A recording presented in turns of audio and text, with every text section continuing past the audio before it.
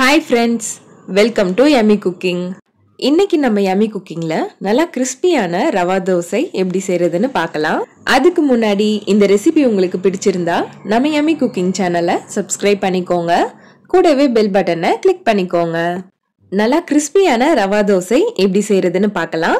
அதுக்கு ஒரு பவுல்ல 1 கப் அளவுக்கு ரவை எடுத்துக்கோங்க. இது கூடவே 1 கப் அரிசி மாவு எடுத்துக்கோங்க.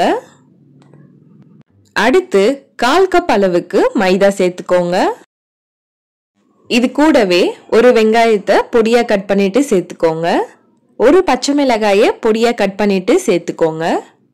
ஒரு சின்ன துண்டு இஞ்சி பொடியா கட் பண்ணிட்டு சேர்த்துக்கோங்க. கொஞ்சமா கருவேப்பிலை கட் பண்ணிட்டு சேர்த்துக்கோங்க. இது கூடவே கொஞ்சமா கொத்தமல்லி கட் பண்ணிட்டு சேர்த்துக்கோங்க. அடுத்து 1/2 ஸ்பூன் சீரகம் சேர்த்துக்கோங்க. 1/2 ஸ்பூன் மிளகு சேர்த்துக்கோங்க. இப்போ தேவையான அளவுக்கு உப்பு சேர்த்துட்டு நம்ம எந்த கப்ல ரவையை மெஷர் பண்ணுமோ அதே கப்பால 4 கப் அளவுக்கு தண்ணி சேர்த்துக்கோங்க. தண்ணி சேர்த்துட்டு இதை நல்லா மிக்ஸ் பண்ணி விடுங்க. கட்டிலாம் இல்லாம நல்லா மிக்ஸ் பண்ணி விட்டுக்கோங்க. ரவா தோசைக்கு மாவு நல்லா தண்ணியா தான் இருக்கணும். நம்ம நார்மலா செய்யற தோசை மாவு மாதிரி இருக்கக்கூடாது.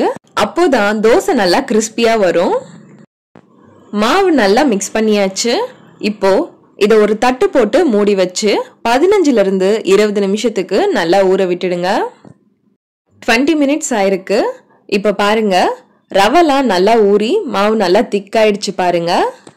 இப்போ திரும்பவும் இதுல 1 கப் அளவுக்கு தண்ணி சேர்த்துக்கோங்க. மாவு இந்த அளவுக்கு தண்ணியா இருந்தாதான் ரவா தோசை நல்லா கிறிஸ்பியா வரும். அதுக்கேத்த மாதிரி நீங்க தண்ணி சேர்த்துக்கோங்க. ரவா தோசை செய்யறதுக்கு கல்லு நல்லா சூடா இருக்கணும். அப்போதான் இந்த மாதிரி ஓட்ட ஓட்டையா வரும். ரவா தோசைக்கு நம்ம நார்மலா செய்யற தோசை மாதிரி மாவு ஊத்தக்கூடாது. இந்த மாதிரி தான் ஊத்தணும். கல்லு நல்லா சூடா இருந்ததால தோசை பாருங்க நல்லா ஓட்ட ஓட்டையா வந்திருக்கு. இப்போ தோசையை சுத்தி கொஞ்சமா எண்ணெய் சேர்த்துக்கோங்க. ஸ்டவ்வை மீடியம் ஃப்ளேம்ல வச்சு தோசை நல்லா கிறிஸ்பி ஆகிற வரைக்கும் வேக விடுங்க.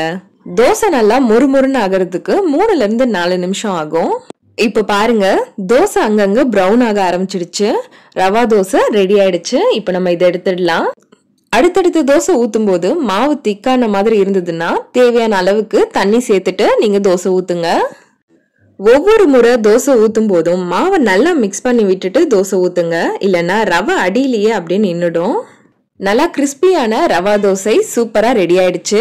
இதே மாதிரி நீங்களும் வீட்ல ட்ரை பண்ணி பாருங்க. ரொம்ப டேஸ்டா இருக்கும். எல்லாரும் ரொம்ப விரும்பி சாப்பிடுவாங்க.